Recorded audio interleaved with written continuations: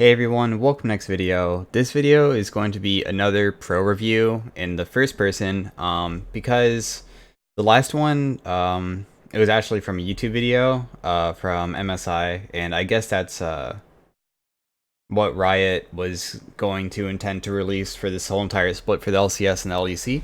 So I'm using the Pro View, I think that's what it's called. That's what it's called, the Pro View thing that Riot has. It costs $20 for one whole split, and then you get to watch first-person VODs of every single player. You can watch any game first person. So figured why not do reviews on some of them inside some games where people might be questioning a player's ability. And inside this game, Bjergsen went 0-3-0. People said there were some people who said that he was invisible on Reddit. And yeah, I mean, TSM lost, and it was not really a very solid game, so we're going to be reviewing him and looking at his gameplay, and of course I'm going to be trying to teach you guys things that maybe he's thinking about and just competitive overall. So yeah, let's jump right into it. Sorry about all the last time someone was complaining about spacebar noises. I'm sorry, dude. Like, honestly, my setup isn't the best. I try to make do with it. The good news is that there's game sound this time, so there's just game sound, which is nice. It's something to make it so it's not all just dead silent all the time.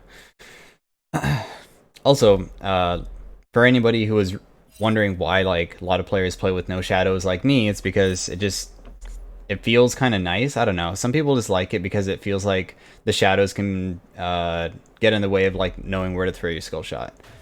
I did watch this a couple times. Right here,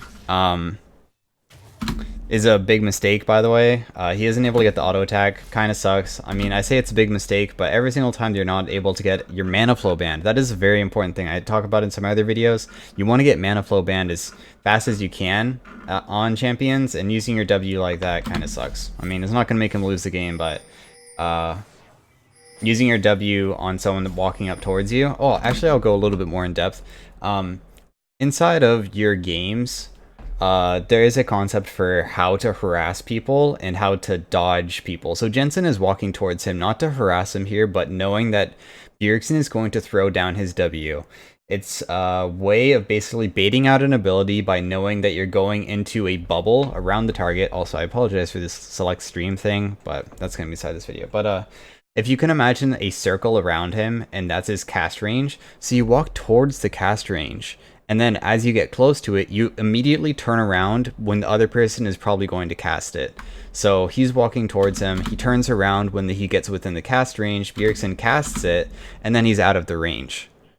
So that's how you bait abilities. The more high elo you get, the more this kind of stuff happens more often, and it doesn't really matter. It doesn't matter if it's Azir or Silas or anybody.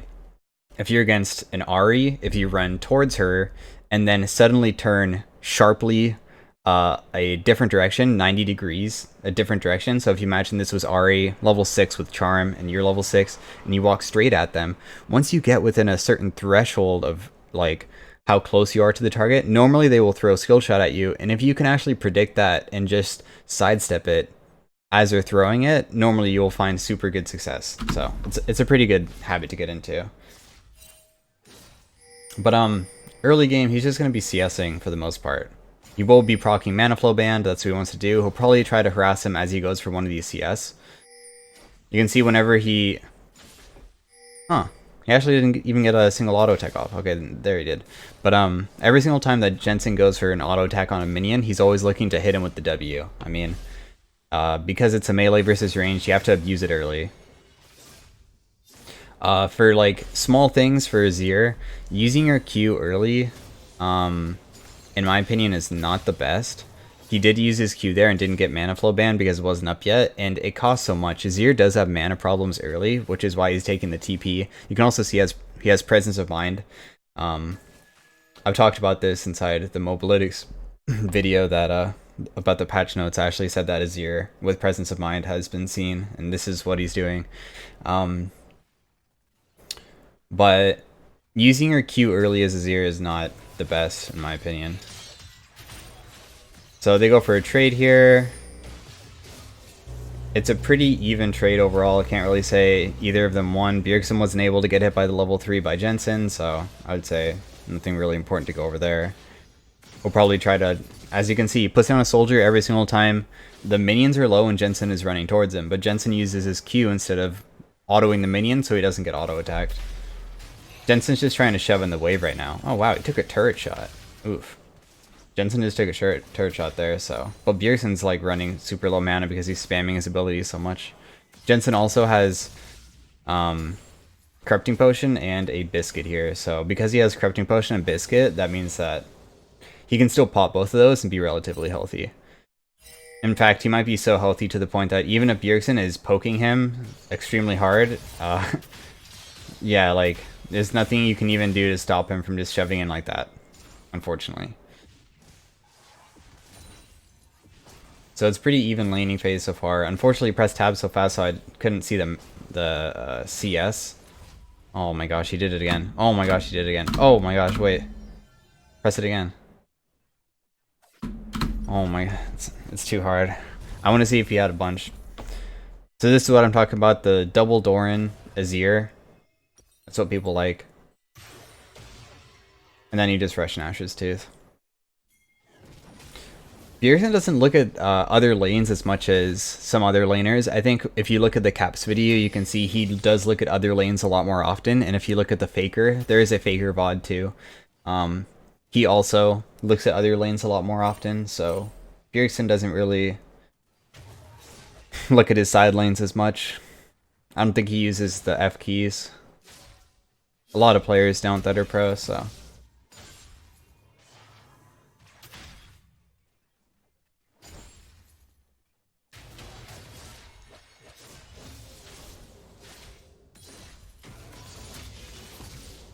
I mean, he's just gonna poke from far away. Not really... That was a good auto trade. A habit that you can also get into when you start playing, if you want to play like more seriously, especially with like auto attackers, this goes for AD carries too, is you press the auto attack before they even go for the thing. You can do that. I mean, maybe he actually didn't do that there. I think maybe he just pressed it as soon as he went in, but some people, like, I know that maybe he's going to go for the CS here, so I can press it on him before he even uses ability here because I know he's going to go for the CS. It's a good way of making it so you can get the auto attack off before they're able to dash out. As you can see, Jensen's just trying to make sure he doesn't take a lot of poke inside this lane.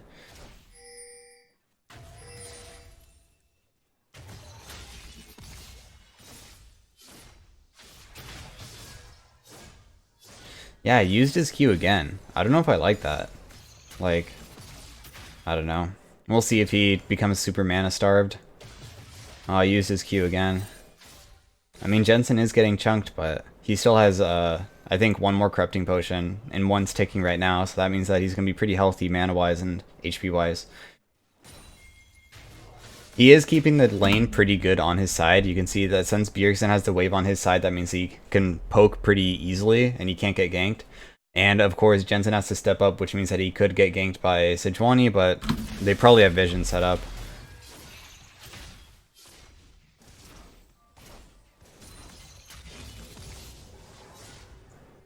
Jensen got 6. Bjergsen's gonna hit 6 on this wave.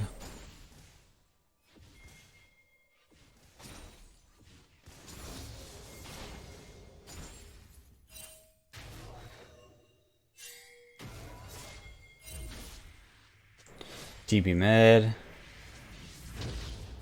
So, Bjergsen's down an item now because Jensen has a buy up on him because he used that TP there, and he does have less mana than him. That's like a good thing to point out real fast. So that means that Jensen should have most mid priority now just because of that. There's no way that Bjergsen should be able to beat Sylas at this point. He's looking to see if he can TP because there's a jungler gank happening, but he doesn't. He just walk.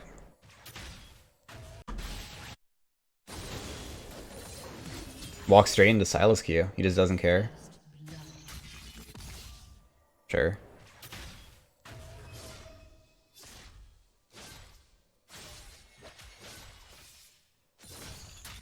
So Bjergsen probably should look to shove out soon, just to be even items up on this guy.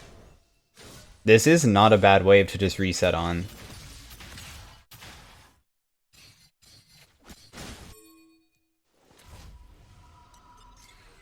Hey, I was right. He's gonna do it. It's not a bad wave to reset on because it's a cannon wave plus his purchase was pretty good, 900 gold. To either get the Stinger or the Fiendish when you went for Fiendish. So now he's actually in a pretty good spot. This is a pretty good buy for Azir. Once he starts getting the AP plus attack speed, I mean, his auto attacks start dealing a lot damage. People underestimate how much damage Azir really deals. Azir feels pretty nice with just a Nashor's Tooth, to be honest. So right here, they're talking about maybe doing a 2v2. What?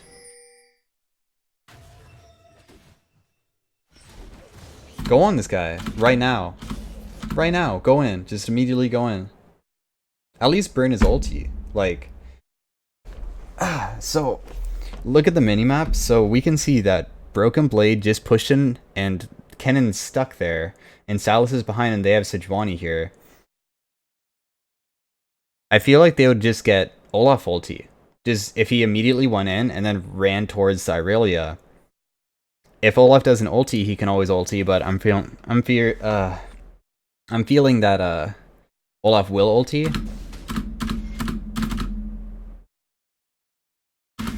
I feel like they can go in on him right there. Like, look at where Olaf's positioning is on the map. Irelia. I can't see the timers of if Olaf has flash or not. But still, I think that they could have done something there. I don't know why they didn't.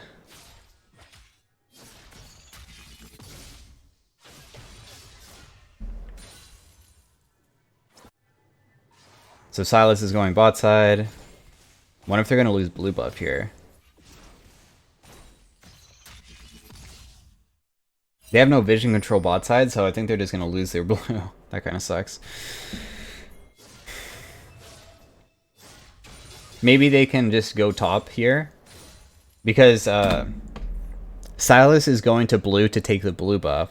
So that means that they can't have anyone in the top side of the map now. And Silas used TP. So it would be a 3v1 top side versus the Kennen. Because we know that Olaf and Silas are on the blue buff bot side. So...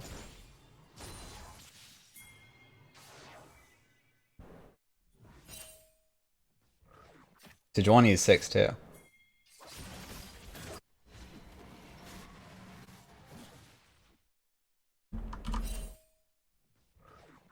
Okay, we see Silas is mid, he's CSing. I guess Kennen has flash, or Irelia doesn't have ulti, so they just decide not to. But you can tell what they're thinking. It's very easy to see. Most pro plays around numbers advantages.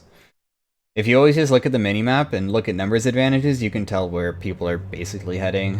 You always just play around numbers.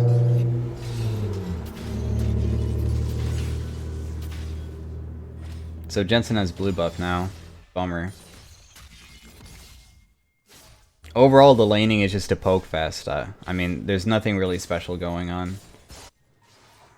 I think that the top side play, someone called it off. Probably should have not called it off. I don't know who that was. So Silas went bot, so he's going to shove mid as hard as he can, just to make it so Silas misses a wave here, because Silas is pressuring. I'm surprised he doesn't want to look down. He doesn't ever move his camera to see. It's not like anything happened, but...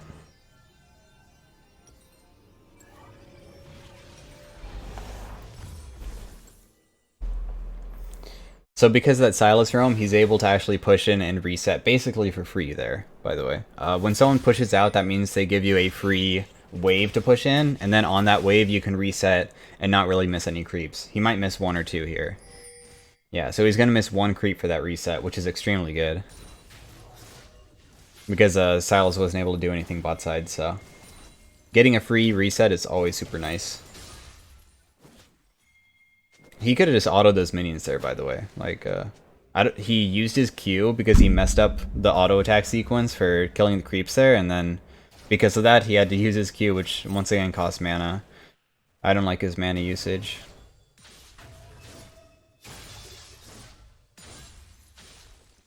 Once again, I think that just putting down a third soldier might be better than using Q there. I don't know. We'll see if it actually becomes an issue, but it can become an issue, and that's the issue that I'm having. Obviously, he's fine on mana right now, but he might not be later.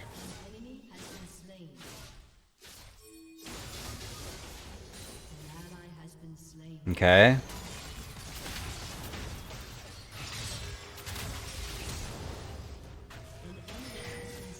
Okay, so let's go over that again. He puts down the soldiers. And then he Qs. So his Q is down here. So that's why Jensen steps up, because he knows that Azir Q can't follow him. Because if Jensen goes on Bjergsen, and also he's down a level, but if Jensen he just leveled up, but if Jensen goes on Bjergsen, and then Bjergsen is able to Q him and just auto attack him, Azir should be able to win, because he just has more consistent damage than Sylas. But because he doesn't have Q, he can't put down soldiers very easily. He gets hit by the Q. I think the explosion also hits him too. And he also put down a soldier here. So that, now. Why did he put down that soldier there? He just used his last soldier. So he has all of his soldiers here. And then he put it down to hit the creep. So to talk about the matchup mid versus Azir versus Sylas, I have played it before. I've played both sides of the matchup, and one of the biggest things is that if Sylas ever goes on you, you can only ulti when he steals your ulti, or he uses his second E, the chain, because if you ulti him backwards, he can chain out of tower range. And that's what we're going to see here. He E's forward, and he auto attacks and uses W.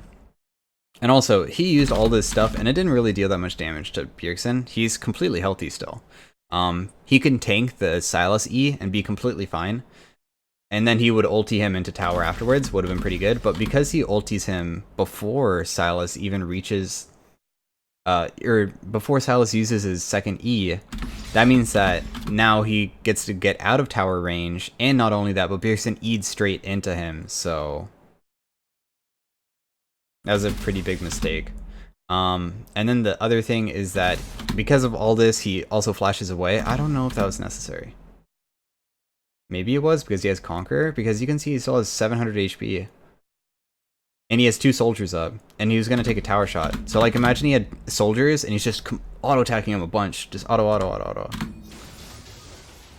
Sylas abilities are pretty long cooldown, by the way. Pretty long cooldown. Like, he just used his E. He has no CDR. E cooldown level 1, I think, is 16 seconds. So he's not going to have that for a super long time. So I think this was just like a mechanical misplay by Bjergsen. I think that maybe he could fight, because he's, like, look at Jensen's HP versus Azir HP. Of course, Jensen would have hit the ulti if Azir didn't flash. But still, the whole entire using your ulti before Sylas uses E2 is a really big deal. And by the way, like, why I'm critiquing such a small thing is because they're professional players. So the professional players should understand these types of things. Azir has been played more often, so I'm pretty sure he's probably played this matchup in scrims before, so he should understand that you should wait for the second E to come out before doing that. And now that he has no flash, he can't pressure as hard. So that tiny misplay might make it so the other team has a bigger opportunity for him later on, which kind of sucks. If he's going to reset here, I'm going to skip forward a little bit so he gets back in the lane. So Joanne wants to do Rift Herald because it looks like top has priority.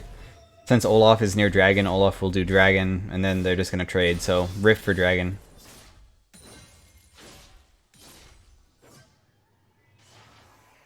Bjergsen's just coming over to help with the Rift Herald, basically.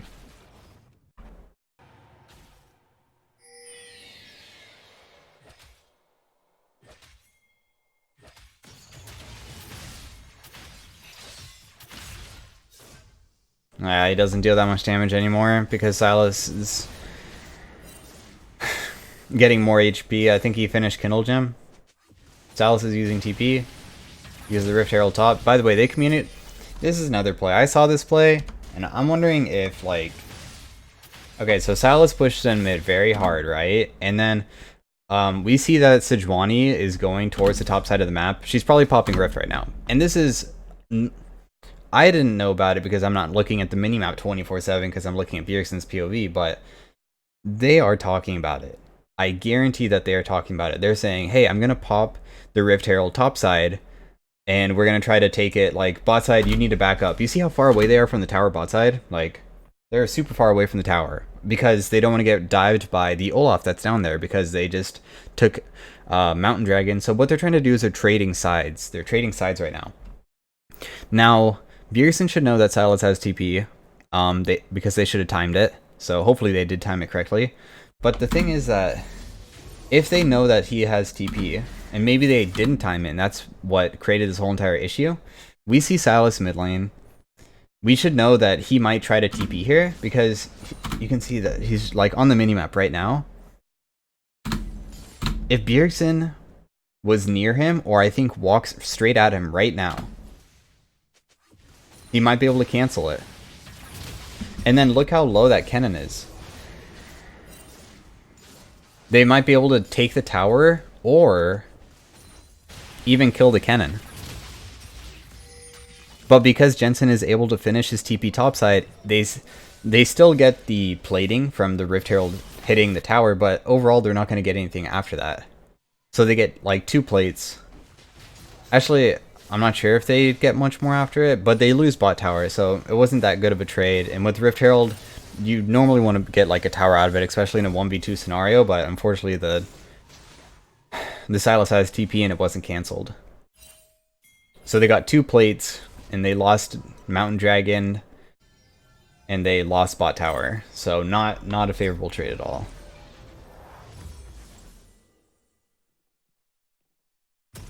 Yeah, I really wasn't able to do anything versus the Sylas topside.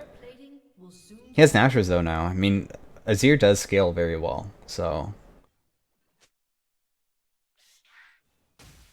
I wouldn't say it's game over for sure. I feel like they can still do plays. I'm gonna skip forward a little bit.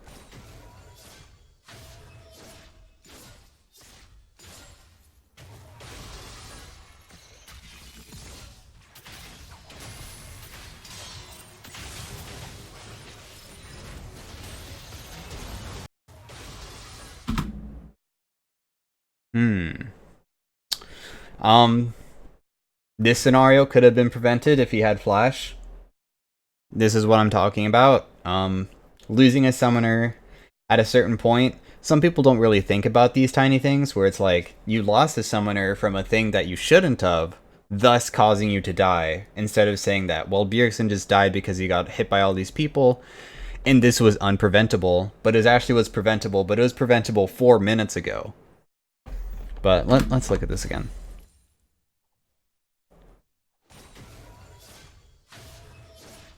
So he's pushing out. Okay, yeah, Q. Okay, you're walking up to get the CS. I understand, man. Okay, you got the CS. Perfect. Okay, so...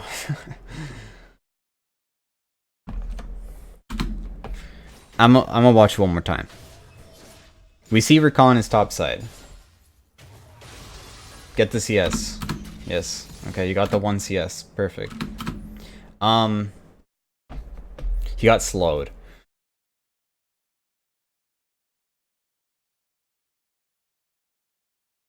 I'm just thinking right now.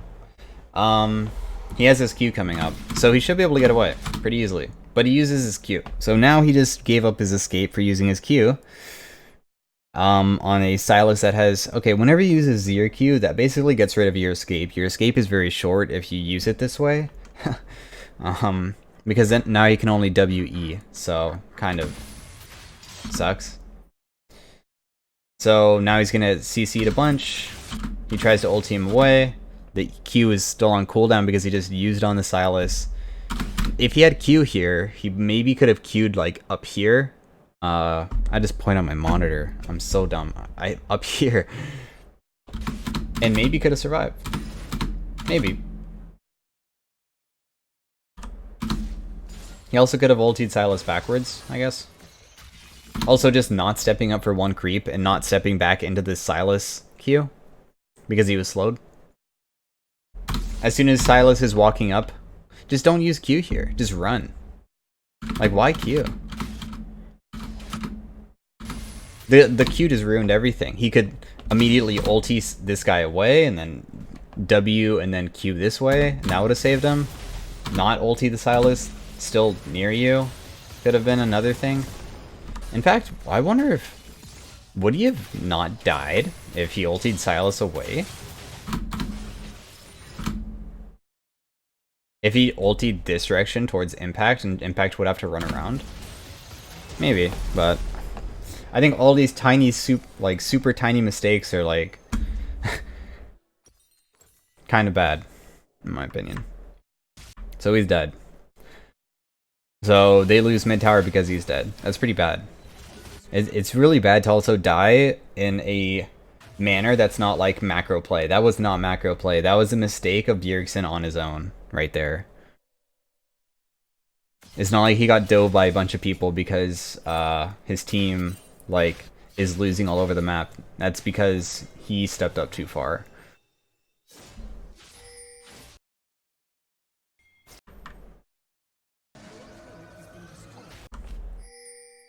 Okay, I won't skip ahead anymore. Why did he pop tower?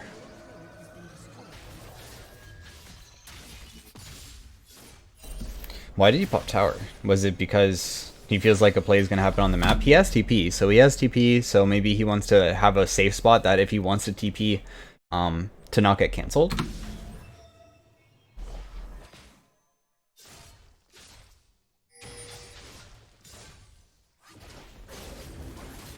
Okay, he's TPing. Jensen doesn't go for it. Okay, the tower all worked out. Cannon flashed. Recent flash.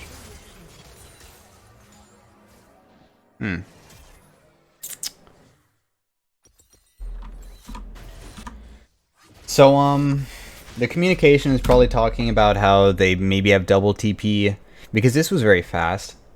Communication normally inside pro play is pretty good, so I'm guessing that they are saying that we have double TP. If you get engaged on bot lane when shoving out by the cannon and the Olaf, we will double TP and we can save you, or we can like kill them. So it happens. He's killing mid lane though. He's still killing the stuff. So he TPs. Gets a little bit chunked. So Sven and Bjergsen are together, they double TP.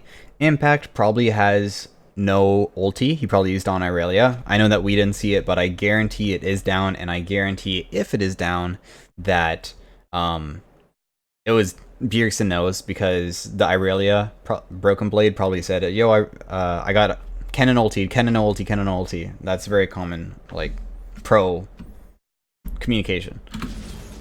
Going for cannon and ulting, completely fine. I think that's completely fine right here. Cannon flashed away, like unlucky. So, going on Olaf, flashing into Olaf.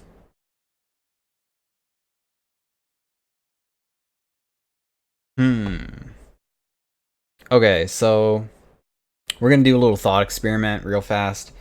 There's cannon with no ulti. And he just uses E, so his E is on cooldown. Maybe his Q is going to come back up in W. And you can think about that. He is AP cannon, so how much damage do you think Q plus W is going to deal to you? That's all he has, Q and W. And you can use one of each. And then we have an Olaf. And an Olaf has Conquer, procced, red buff, Cinder Hulk. He has his axes, he has his E, and he has auto attacks that are very quick. Which one probably deals more damage? Probably the Olaf. I'm saying this because let's just imagine Bjergsen just puts down the soldier right there and just autos him and starts walking this way. Olaf flashes for him. He flashes back this way.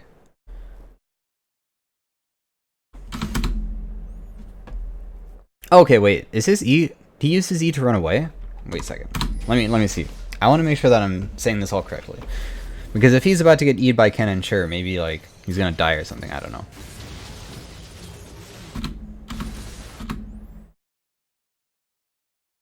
He has one Kennen stack on him. That was from Kennen E, huh? So he already got hit by the E, so no.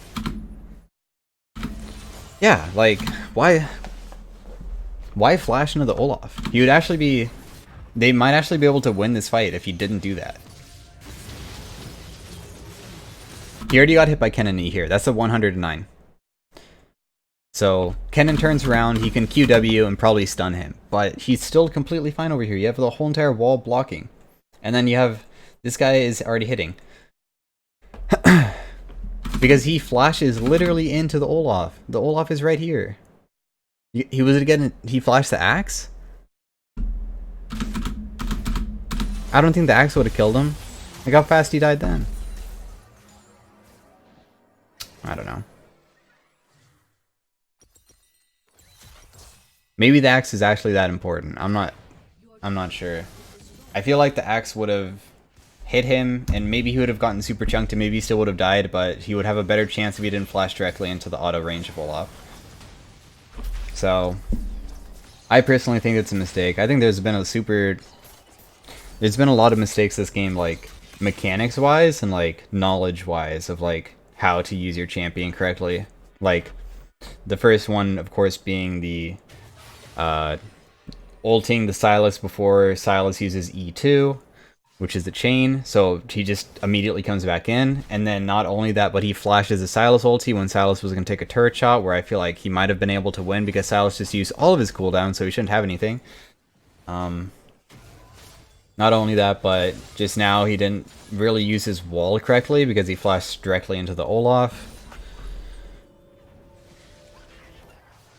So definitely not that solid of a game. So now he's going to on side lane duty, but I mean this game is already like so far behind. It's gonna be really hard for them to do anything at this point.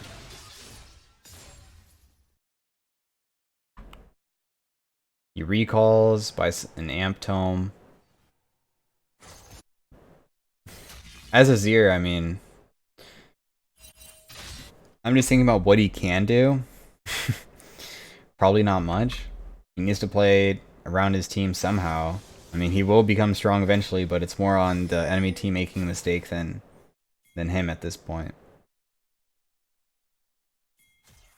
He's gonna go group because he doesn't have TP, so he's afraid that a fight might break out. He could go top here, though, if he really wanted to. And he could just push for this tower, and then his team just backs away from this tower, and they take bot tower, and they trade for top tower. That's macro play, though. They probably lose mid tower here, if the entire team's rotating. Yeah. There's no way to defend that.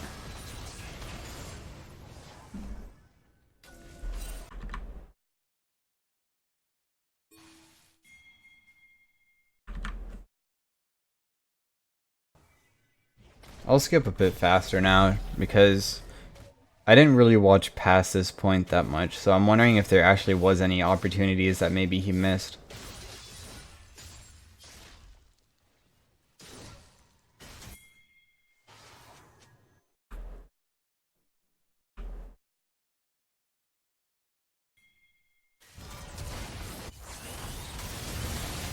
Okay, that was a super good catch. So because Sylas is pushing top and then Rakan is getting vision in the jungle... Oh, it froze. They catch out two on the side and just immediately engage on it, and they're able to kill them. Nice. Can they do Baron? No? Guess not. Huh. I figured maybe with Azir, but I mean they're not that strong, so maybe it would take too long.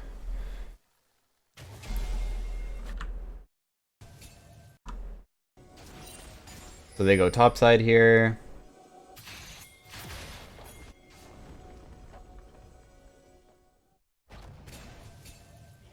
Jensen's 2 levels up on Bjergsen. This feels kind of bad. Azir's back to farming.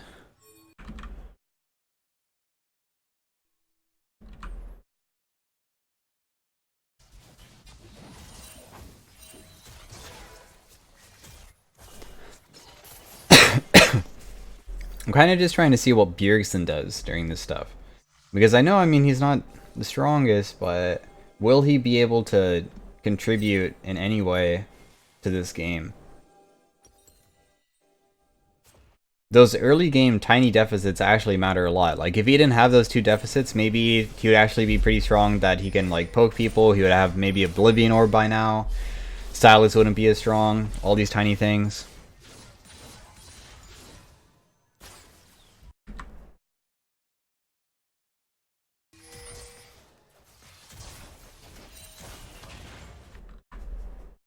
Stylus is top here, so... never mind. He just immediately goes and catches it.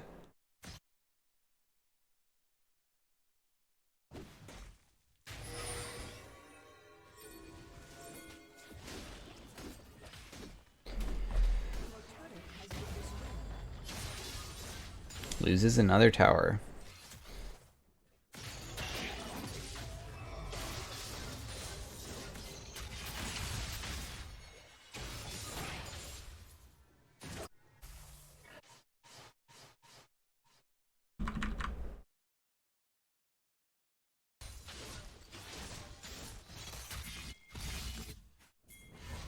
Okay, I mean, he has 2 core now.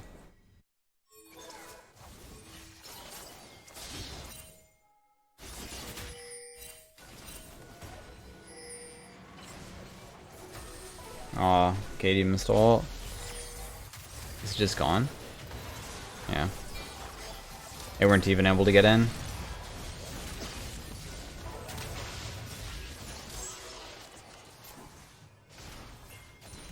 This is pretty hard to chase down. I don't think Bjergsen could have done anything this fight.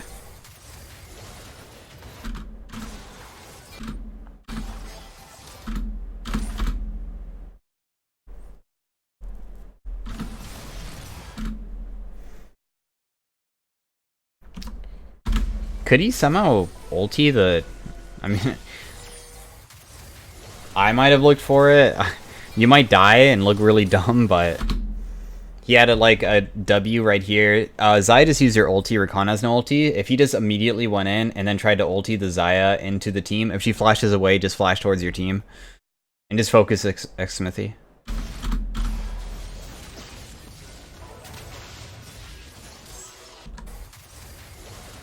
You need to look at his Q timing. So like, right here, you see this soldier? That's when he can actually do it. He can go right here and then try to ulti them all towards his team. But can his team even follow it up? That's what I'm wondering. I mean, they do have Galio ulti too. I mean, I don't know. He can still do it right now. Right here, I think. If he puts down a soldier, he Qs towards double lift, and then tries to ulti them away. But I mean, I'm just nitpicking at this point. Okay, so they get a trade dragon for the Baron. I'm pretty sure this game's gonna end pretty quickly. Also, let me know, for anybody who's still actually watching this, to be honest, I don't know how many people... Keeping viewer retention is freaking hard, but for all the people who are still watching, let me know if you think that inside of the future about these types of videos, if you think that I should just cut out the end where it's just like, maybe he already made the mistakes. Like, we already looked over his laning mistakes and his TP mistake and how he maybe isn't playing Azir optimally. And then we just end the video and say, like, the rest of the video doesn't really matter. Or if actually playing out to the very end really is that important to you guys. I'd like to know your thoughts on it, because obviously, if the overwhelming majority are like, no, you should play it out till the end, then I'll obviously do that. But if most people are like, yeah, I think they should probably just cut it short just because it loses a lot of its substance during the end, then I want to do that because, I mean, it's just better for you guys to watch.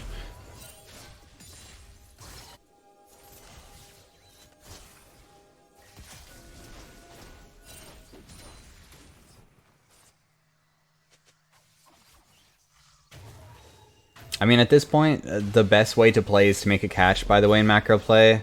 Um, they have to make a catch. They can't 5v5. They'll lose, like 100%. Like, hard lose. So they have to make a pick on side somehow, which is actually pretty difficult with their team comp. They have to do it through Sejuani ulti or Azir ulti. And Azir can't even just, like... Azir can't just go onto Kennen here. Kennen will ulti and, like, crap on him, because he's too far behind. So they're in like a super, super bad spot. Basically, this is like the GG moment where like it's basically impossible to come back. Their team comp isn't really good enough to come back. It shouldn't be good enough to come back.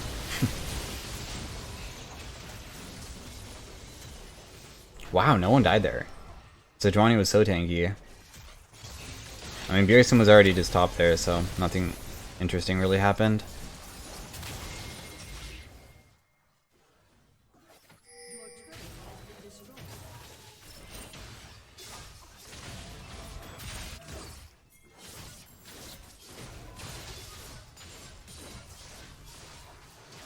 He's pushing out bot. I'm looking at the minimap, looking at where the other enemy team is. They're just taking like the inhibs, and there's nothing that they can do. They like have to engage, but they can't.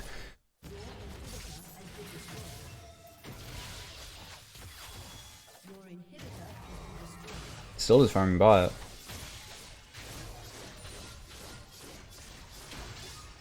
I think Bjergsen's not comfortable being the engager for his team on his ear.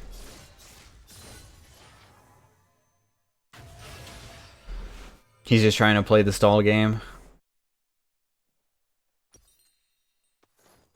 I think that's been a common thing that people have been saying inside like Reddit comments and stuff, is like TSM, they like do nothing then lose. Like they slowly bleed out rather than try to make a big play to come back and then they just hard lose. They try to very slowly bleed out instead. I mean, everybody has a different playstyle. Slowly bleeding out, it can come back because you can scale really high.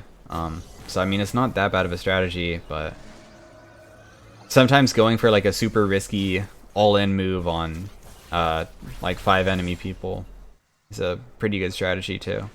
Like that's what I'm talking about, the Baron thing. Like they just lost Baron, Xayah just used her ulti and she's right in front of his face. Just look for the ult, why not? Like it could save you the entire game. Now all that is gonna happen is they're just gonna shove out bot. All they need to do is get the last inhib. That's all that TL has to do.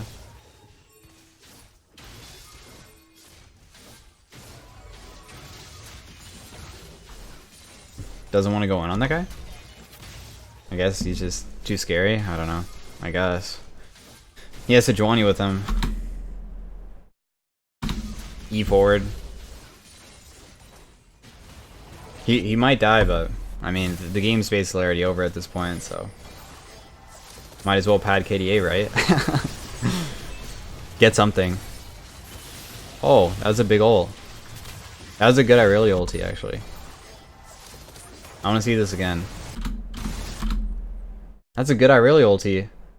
We don't have a Azir Q though. That's kind of unfortunate.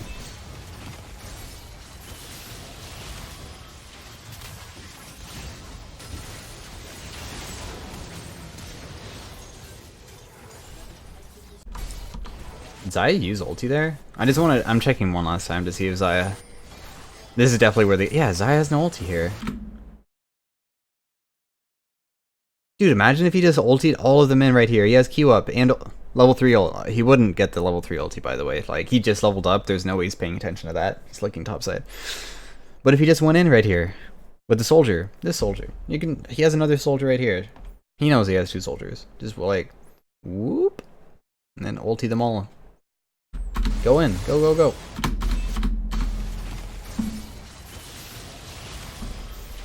He would die for it, 100%, because Kennen would probably kill him, but... It's a chance.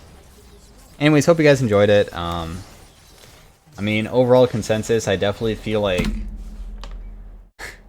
he did make a lot of mistakes, to be honest. Didn't really contribute much to the game.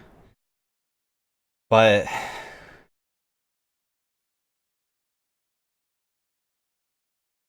Yeah, it feels like they're all sitting on their hands, basically. I'm not really sure what they were trying to do. Unfortunately, like, Broken Blade got behind top lane because of that first gank, and then they try to help, like, Acadian tries to help them with the Rift Herald, but then Silas TP's top, so nothing went inside TSM's favor, and I feel like they're playing so passive. And then Bjergsen just, like, messed up mechanically multiple times. It's up to you guys. Let me know inside the comments what you guys think about this video and what your thoughts about this game was, if you watched it.